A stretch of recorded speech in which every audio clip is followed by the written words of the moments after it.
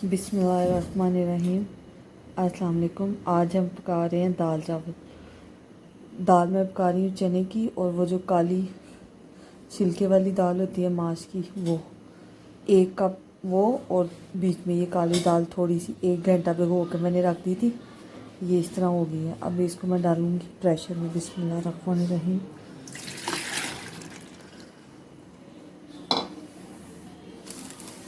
अब इसमें डालेंगे 1 चम्मच नमक, हल्दी, 1 चम्मच लाल मिर्च और लहसुन अदरक।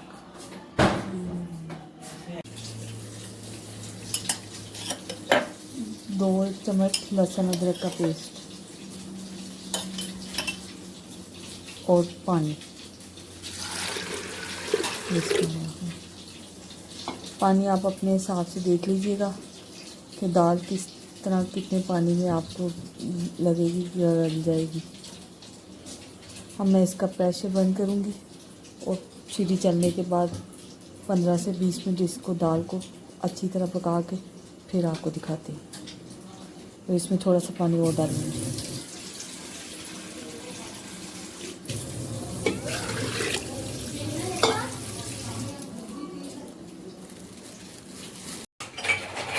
प्रेशर मैंने बंद कर दिया, चूल्हा चला दिया। अब सीटी चलने के बाद मैं 20-25 मिनट बाद दिखाती हूँ। मैंने एक देचका लिया, उसमें पानी रख दिया। 1 गिलास चावल लिए थे और 2 गिलास पानी डाला मैंने इसमें। अब इसमें मैं 2 हरी मिर्चें और लौंग और 1 घी का चम्मच और चावल डाल देती हूँ।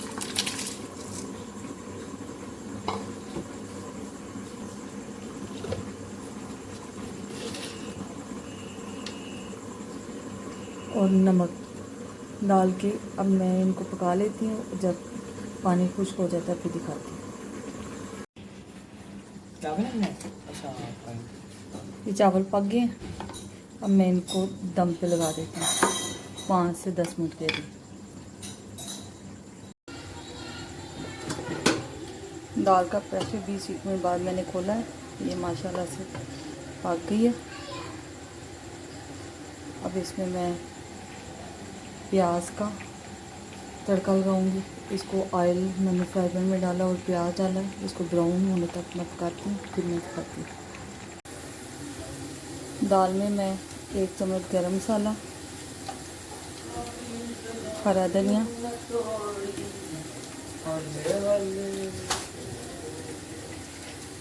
डाल के मिक्स करूँगी। और प्याज अभी फ्राई हो रहे हैं। प्याज ब्राउन हो गए। अब इनमें थोड़ा सा जीरा,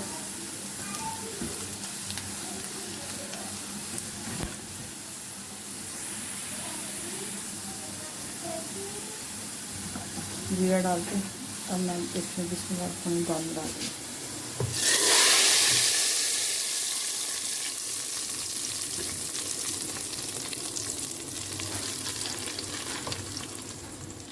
दाल माशाल्लाह से तैयार हो गई है। अब चावलों का दम खुलता है तो मैं इन दोनों को आपको प्लेट में डाल के दिखाती हूँ।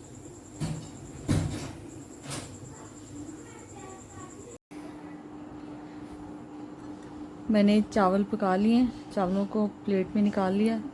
देख सकते हैं आप दाल को भी, और साथ इसके मैंने सैलेड बनाया, प्याज, टमाटर और खीरे का, और काली मिर्च और थोड़ा सा सिरका डाल। माशाल्लाह से सब कुछ बन गया, बहुत अच्छा बन गया। आप देख सकते हैं। आप लोग भी बना के ट्राई ज़रूर कीजिएगा। वीडियो देखने का शुक्रिया। अल्लाह हाफिज़।